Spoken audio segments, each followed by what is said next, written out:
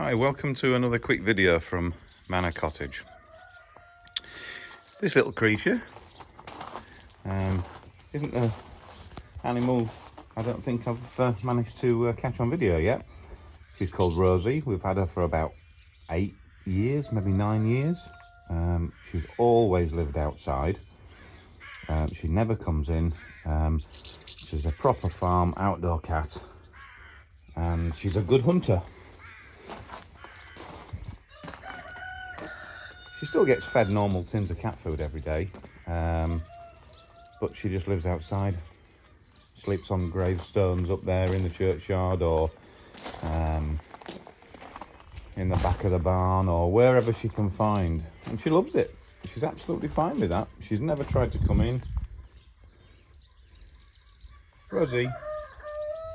And this morning she's left us a present, which is really good.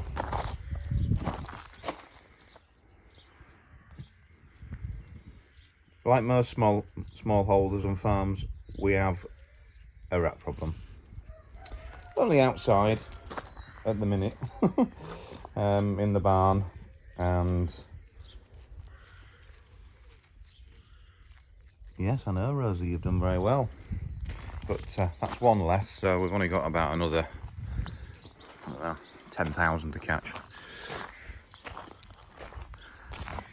So that's good, that's one more down. She's a good ratter, is Rosey. Unlike Dora, whose job is to be a ratter, Yorkshire Terrier, she wouldn't harm a fly. Here we go. I think it must be feeding time, and that's why they're all together. Ooh, you noisy cockerel.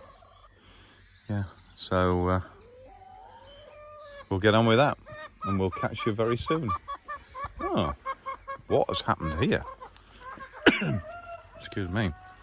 What is this? It must be a bird's nest that's fallen out of the tree, I take it.